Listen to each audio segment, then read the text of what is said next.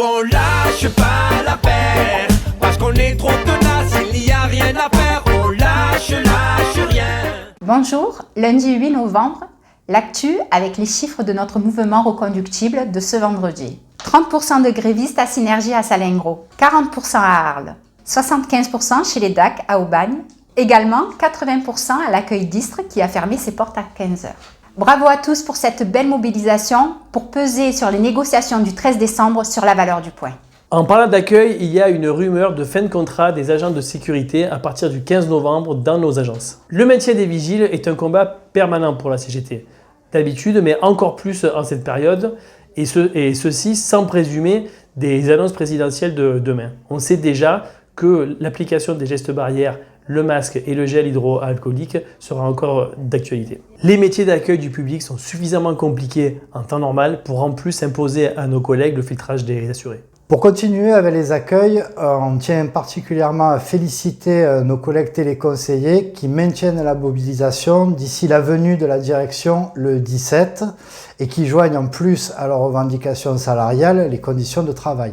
Il est évident que le nombre d'appels a explosé face à des délais de traitement de plus en plus longs et des services de production qui travaillent à flux tendu. Donc ces questions-là les concernent aussi. Alors concernant la fameuse prime exceptionnelle du pouvoir d'achat de 1 000 € dite prime Macron, aucune news pour l'instant. Cela ressurgira certainement lors de la négociation du 13 décembre. L'an dernier, la tutelle nous expliquait qu'on n'y avait pas droit car on n'était même pas considéré comme étant en deuxième ligne durant la pandémie. Cette année, il serait bien capable de nous l'accorder pour désamorcer notre mouvement reconductible pour une vraie augmentation de salaire. Vous connaissez notre position sur les primes. Nous, ce qu'on veut, c'est la valeur du point à 10 €. Nous, ce qu'on veut, c'est vivre correctement de notre travail. Les dépenses de logement, c'est toute l'année. C'est pas seulement quand la direction se décide à nous faire l'aumône. La CGT a proposé un communiqué commun national aux autres organisations afin d'obtenir pas moins de 183 € net par mois. Ces 183 € qui ont été obtenus par les UGCAM lors du Ségur de la santé. Les UGCAM qui sont d'autres organismes de l'assurance maladie. Alors il nous reste 5 semaines de mobilisation d'ici le 13 décembre.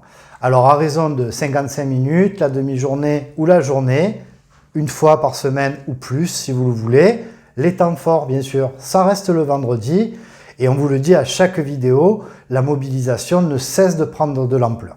La semaine dernière, on a parlé de nos amis de la CAF du 84 qui rentraient dans le mouvement reconductible, mais il y avait aussi par exemple la CAF du 06, donc de Nice. Certains sont dans le mouvement depuis le départ, comme la CEPAM du 82. Et cette semaine, par exemple, c'est nos copains de la Caisse de Nancy, la CEPAM 54, qui rejoignent le mouvement reconductible. On passe le bonjour à tout le monde.